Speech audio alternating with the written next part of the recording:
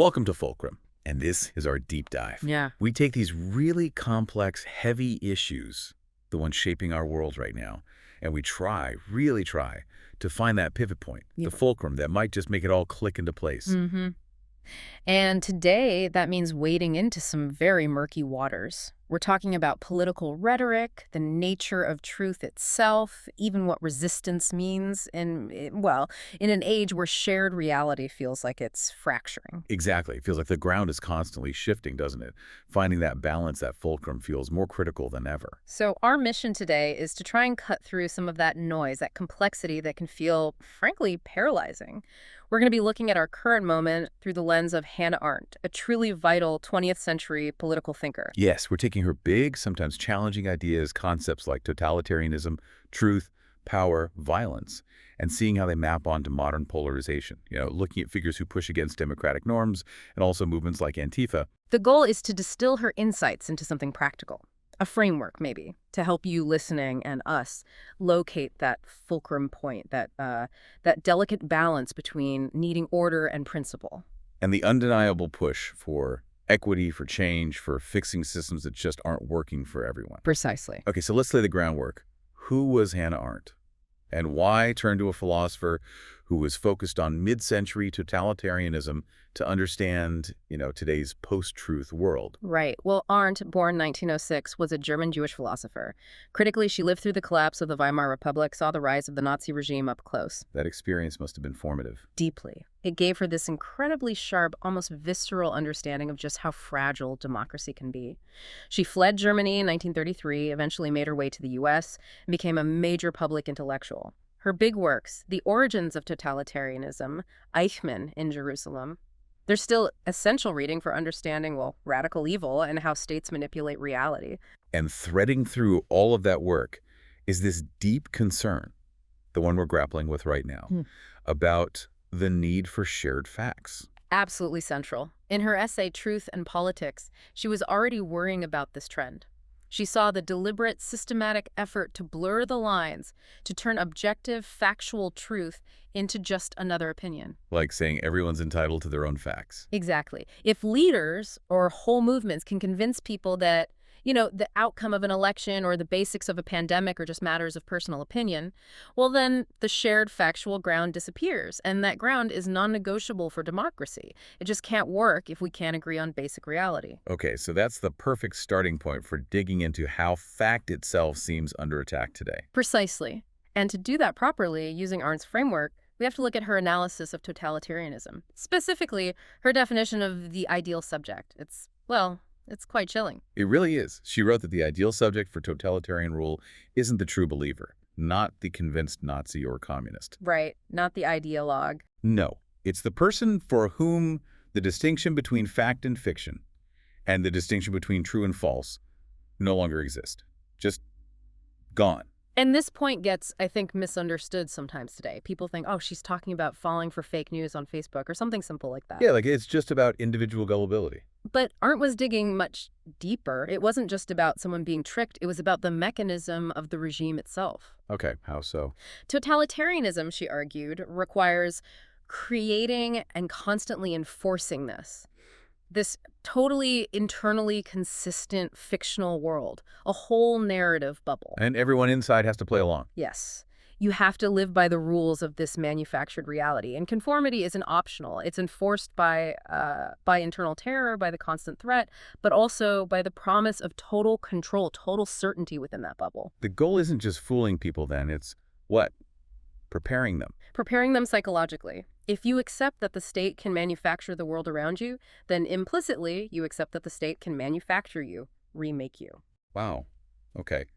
But here's the thing that feels so relevant now, thinking about things like QAnon or other big conspiracy theories. Go on. Arendt says total consistency is actually impossible, right? The real world is messy. Facts have a way of, showing up uninvited. Cracks have to appear in that fictional narrative. Absolutely. Facts are stubborn things. And this is Arndt's crucial insight into the consequences. When those cracks do appear, when the official story just contradicts reality in a way you can't ignore. What happens to those ideal subjects who bought into it? They don't just suddenly snap back to reality and say, oh, I guess the government was lying. No. Because they've lost their bearings. They were trained to trust the system that provided the story. So when the story breaks, the trust in everything breaks. Exactly. They're left adrift, unable to tell true from false in any context because the very foundation of their reality was built on this unsustainable lie.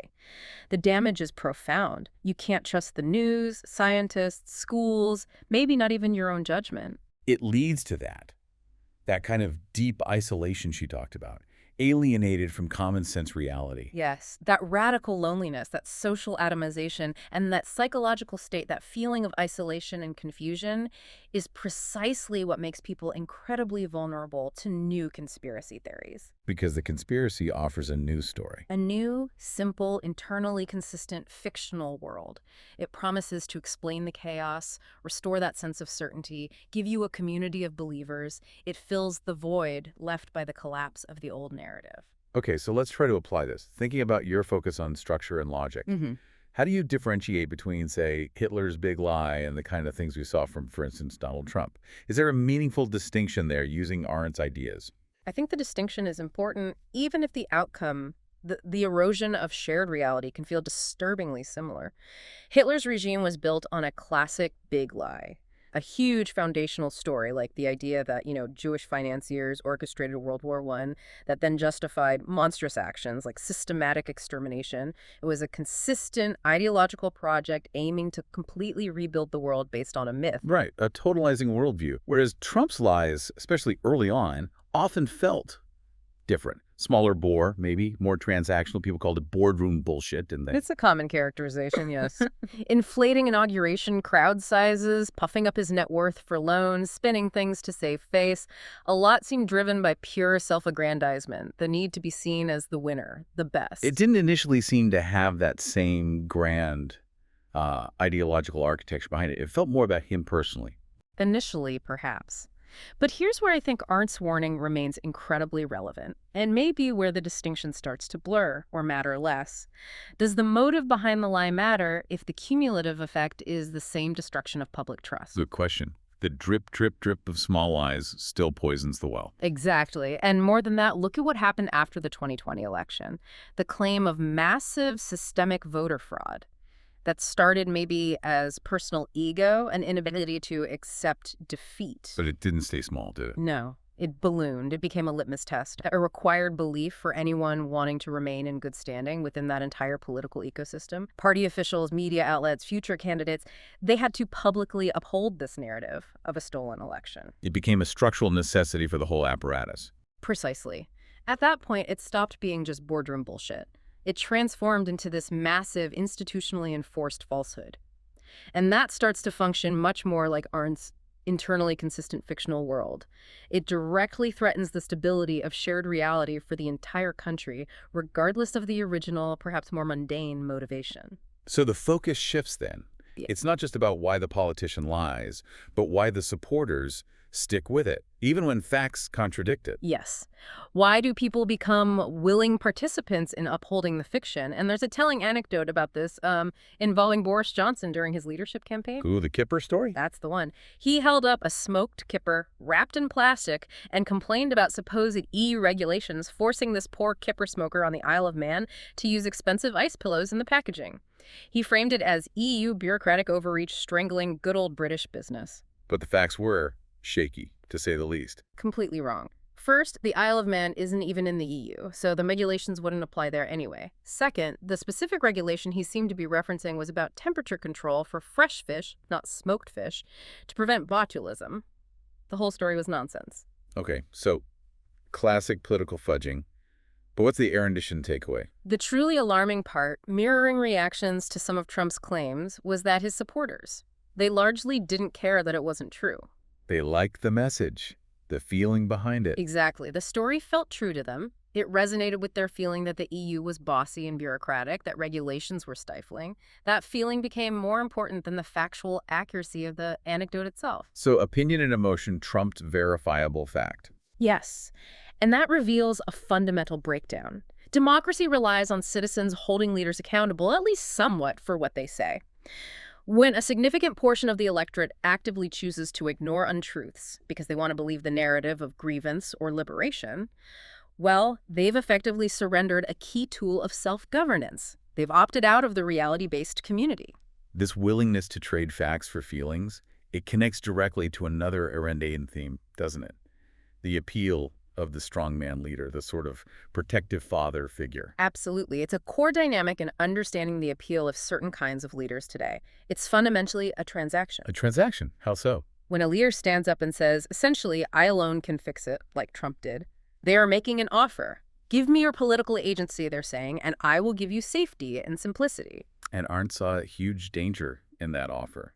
She drew a sharp line between a president or a prime minister who is supposed to be, one citizen among equals in a republic and a father figure. Right. A father is the authority in the private sphere, the household. The protective father figure in politics promises to take all the scary, complex things in the world, economic anxiety, cultural change, global threats, and just handle them. Make it simple again by sheer force of personality. Don't worry your little heads about it. I'll take care of the monsters. It's seductive, isn't it? That promise of ease. Very seductive. But Arendt was deeply suspicious of simplicity in politics. She saw it as a dangerous shortcut, a hallmark of non-thinking. Because accepting that offer means giving something up. You're trading your role as a thinking, responsible adult citizen for the passive, easier role of a protected child. And the price of that transaction, Arendt argued, is thoughtlessness. Thoughtlessness. That sounds passive. But she meant something more profound, didn't she? Oh, much more. It's the abdication of the hard work of citizenship. When people become too lazy or too tired or too frightened to engage with complexity, to wrestle with different viewpoints, to think for themselves, they essentially outsource their moral and intellectual responsibility to the leader who promises protection. And that is how democracy quietly erodes. Not with a bang, but with a collective shrug. That's the fear. It leads to what she called the brittle safety of a life lived in miniature, where people retreat from the public square, from shared responsibility into their private concerns, shielded by the strongman. So if thoughtlessness is the danger, what's the antidote, according to Arendt?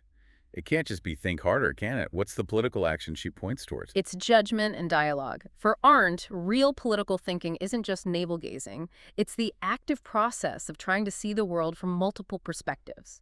It requires imagination, putting yourself in the shoes of your neighbors, even your opponents. So it's inherently social. Inherently social. Thoughtlessness, by contrast, is being trapped in your own viewpoint, your own private interest. That leads to isolation, which then makes you more susceptible to the protective father's offer. The cure is re-engaging with others in the public realm. Okay, and to understand how that protective father actually governs, once they have that outsourced authority, we need to get into her distinction between power and violence. You mentioned this is foundational. Absolutely critical. They sound similar, but for Arendt, they are polar opposites. Okay, break it down for us. Violence. Violence, for Arendt, is instrumental. It's a tool wielded by one person or one entity with a weapon or an order. It's about making things happen through force. And crucially, violence can only destroy. It can eliminate opposition, abolish institutions, but it can never, ever create something genuinely new or lasting. So the protective father rules by the threat or application of violence against immigrants, protesters, political enemies. It's a top-down force. Exactly. It's inherently singular, destructive. Power, on the other hand. Power is different. Power, for Arendt, is never instrumental in the same way. It's not a tool held by one person.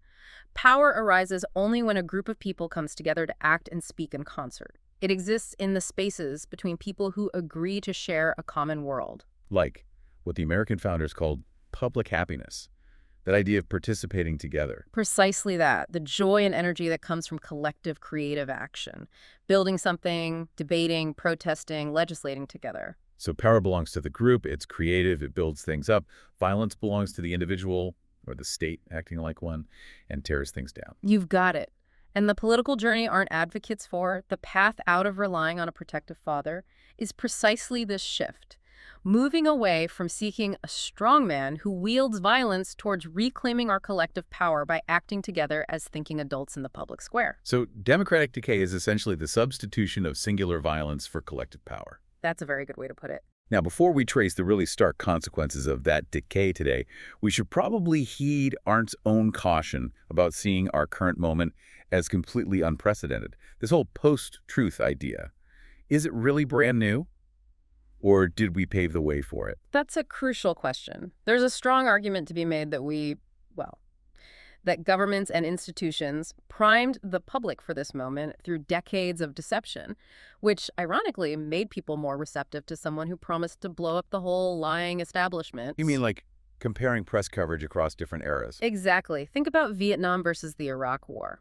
During Vietnam, Arney noted that while the government certainly lied, the press corps, despite obstacles, did manage to challenge the official narratives. There was pushback, skepticism wasn't completely silenced, the official story didn't become totally monolithic. Okay.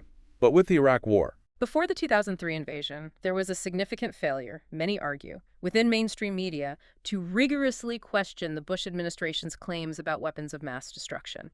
The narrative pushed by the government formed with very little effective challenge. It became almost a unified front. a kind of temporary, state-sanctioned fictional world. You could see it that way. And when that narrative, the justification for a massive war, later collapsed when it was revealed to be based on faulty or manipulated intelligence, the damage to public trust was immense, catastrophic even. Because the very institutions meant to check power had failed or been co-opted. Precisely. And it wasn't just Iraq. Think about the Pentagon Papers revealing government lies about Vietnam earlier. This pattern of official deception, repeated over decades, inevitably bred deep cynicism. People started to distrust all the official organs of truth-telling, the media, scientists, government reports, you name it. So the ground was already fertile for someone like Trump to come along and say, they're all lying to you, only I tell the truth. He didn't create the distrust from scratch. No.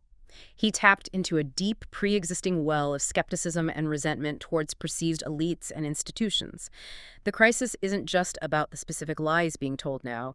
It's about the long-term corrosive effect of past institutional failures, which makes citizens vulnerable to the allure of the protective father who promises to sweep it all away. Okay, so this erosion of trust, combined with that temptation to outsource thinking to a leader, it sets the stage for some really severe consequences, especially for how dissent gets treated, which brings us to the term Antifa. Yes. The way that term has been deployed is a stark example of how political language can be weaponized when shared reality breaks down. Let's just clarify terms first. Antifa, short for anti-fascist. It has historical roots in Europe, fighting Nazis before and after WWII. In the U.S., it draws on that lineage, and also groups like Anti-Racist Action from the 80s and 90s. Correct. But the absolutely crucial point, often deliberately ignored, is that Antifa is not a formal organization. There's no headquarters, no membership list, no CEO of Antifa. It's more like a political stance. Yeah. A decentralized movement. Exactly. People compare it to feminism or environmentalism.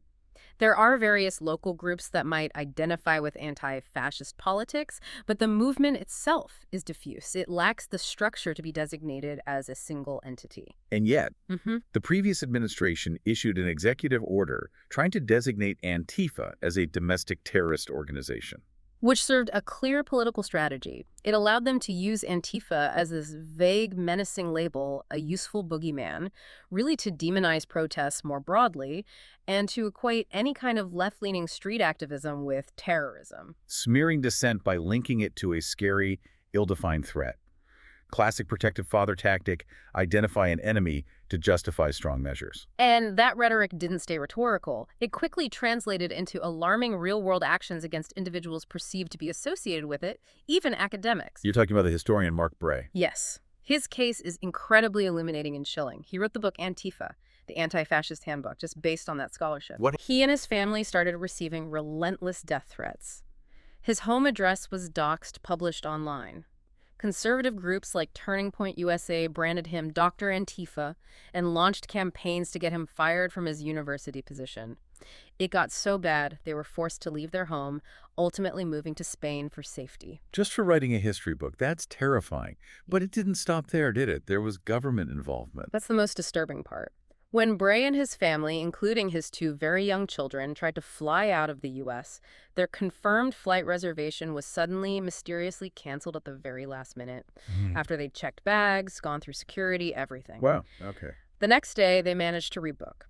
But as they were boarding, federal agents pulled him aside. He was detained, searched, and interrogated for a full hour, while his terrified young children watched. Oh my God. And Bray points out the timing. This intense government scrutiny happened right around the time that far-right activists, some of whom had been publicly targeting him, were meeting with President Trump at the White House, specifically to discuss the supposed threat of Antifa. The connection seems hard to ignore. It feels like the state apparatus itself was being weaponized against someone based on their political views and scholarship. The human cost of that is staggering: the fear, the disruption, the trauma for his kids. It powerfully illustrates how rhetoric turns into action, and the official rhetoric escalated even further. Right, you had figures like former Attorney General Pam Bondi saying explicitly, or was it, that the administration would treat Antifa Like drug cartels they bombed in the Caribbean. treating American protesters, or even just academics writing about protests, with the same approach as violent international cartels. Yeah. That's a breathtaking leap. It signals a potential willingness to use military-style force against domestic dissent. It's framing political opposition not as disagreement, but as an enemy force comparable to ISIS or cartels, which justifies bypassing normal legal processes and potentially using lethal force. Which brings us right back to that Arendtian Fulcrum, the paradox of fascist or authoritarian movements. They rise to power, often promising law and order. Exactly, promising to use the state's monopoly on violence to crush disorder and protect the people. But as soon as they consolidate power, They immediately start to trample all over the law, as the saying goes. They begin using state force, often deadly force, without due process, against people accused of vague or politically motivated offenses, made-up crimes, essentially, like being Antifa. so the very act of labeling dissent as terrorism becomes the justification for abandoning the rule of law against those dissenters. It's a terrifying cycle. Anyone critical of the protective father could potentially be labeled an enemy of the state and targeted. This extreme pressure, the sense that basic rights are threatened, inevitably pushes us to think about resistance. And in the American context, that often leads back to the idea of civil disobedience.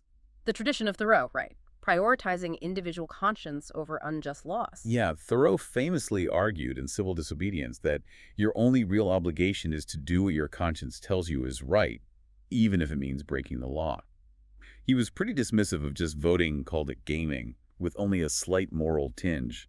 For him, conscience was supreme. But Arendt, having seen where appeals to inner certainty could lead in Nazi Germany, had a really powerful critique of relying solely on individual conscience for political action. She pushed back on Thoreau. Why? She argued that conscience, that inner voice, is fundamentally apolitical. It's a private conversation between me and myself. Basing political action purely on that internal feeling can lead to what she called world alienation. World alienation. Meaning you retreat from the shared public world, the world of laws and institutions you build with others, into your own private, subjective, moral bubble. You prioritize your inner state over the common reality. Okay, so why is that politically dangerous for Arendt? Because for her, our political identity, being with others in a public space, comes first. It's the foundation. And she worried deeply that conscience, being so private and subjective, is actually quite fragile politically. When the pressure is really on, when the state demands conformity to something unjust. Most people won't follow their conscience if it means standing alone. Most people will forego theirs, she suspected, because choosing conscience against an unjust law often means choosing isolation, being the lone dissenter against the crowd. And most people, she feared, lack the political courage or maybe the sheer fortitude to sustain that kind of isolation. So for Arendt, while conscience matters personally, politically we need something more robust, something shared. Exactly. We need law that's created through public debate and agreement within the community. That shared external standard, however imperfect, has to remain primary over the shifting sands of individual private conscience in the political realm. Otherwise, there's no common ground left. This distinction feels incredibly relevant when thinking about the mindset of, say, the January 6th rioters or deep believers in QAnon. Absolutely. They weren't just disagreeing politically. Many genuinely seemed to believe they were acting out of a profound moral conviction. They saw the election outcome not just as wrong, but as evil, the result of a vast conspiracy. So in their minds, they weren't criminals breaking the law by storming the Capitol. No, they were patriots defending the nation, acting on their conscience against a system they believed was fundamentally corrupt and illegitimate. They felt morally justified, even obligated, to act violently. Which is this bizarre, dangerous paradox, isn't it? They're invoking that American tradition of moral critique, of civil disobedience against perceived injustice. But twisting it to justify insurrection, often fused with white grievance politics, claiming they needed to use force to defend their group against oppression. And yet, beneath that justification, there often lies real, genuine anxiety, doesn't there? Fears about economic decline, cultural change, feeling left behind, anxieties that were skillfully channeled by the protective father figure. Undoubtedly. And recovering any kind of healthy public life requires acknowledging those underlying anxieties. It means, as difficult as it might be, trying to think the thoughts of the Trump supporters, as one commentator put it, not to agree, but to understand the source of the frustration that makes the conspiracy narrative so appealing. The core of the crisis, then, is this dangerous confusion of morality and politics. People feeling their private sense of moral rightness was violated by a political outcome, leading to rage and the belief that only extreme action could fix it. Yes. When private morality completely overrides public law and shared procedures, violence often follows. Because there's no framework left for negotiation or compromise, only absolute conviction. And this slide, this blurring of lines, this normalization of the extreme, it doesn't usually happen overnight, does it? No. And that's the final chilling warning that resonates from Arndt's time, captured perfectly by Milton Mayer in his book, They Thought They Were Free. He interviewed ordinary Germans after the war, trying to figure out how seemingly decent people went along with Nazism. What did he find? How did it happen? He found it was insidious, gradual. Each individual step towards authoritarianism was small, seemingly minor. Each change was so inconsequential, so well explained by the authorities. That people didn't recognize the overall direction. Exactly. Unless you were hyper-vigilant from the absolute start, you couldn't see how the government was slowly, subtly growing more remote, more controlling, until suddenly, as one German told Mayer, it's over his head. There wasn't one single dramatic moment of shock for most people. The one great shocking occasion people imagine they'd resist. It just never arrives. It never arrives. You wait for others to act. You hesitate. Maybe your colleagues reassure you, oh, you're just being an alarmist. Genuine uncertainty paralyzes people. Mayer's conclusion was terrifying, wasn't it? If the worst atrocities had happened right at the beginning. Millions might have resisted instantly. But because it was incremental, step C, only slightly worse than step B, and you didn't resist B, so why make a fuss about C? The whole spirit of the country could change fundamentally, while the outward forms, the buildings, the routines, looked the same. Until you wake up one day and realize the world you inhabit is completely different from the one you thought you were in. That slow creep of the lie, the gradual surrender of agency, that's the thoughtlessness Arendt warned us about. Precisely. Okay, so wrapping this deep dive up, it feels like Arendt really helps us pinpoint the core tension. This constant pull between the seductive promise of the protective father and the vital but difficult democratic work of avoiding thoughtlessness.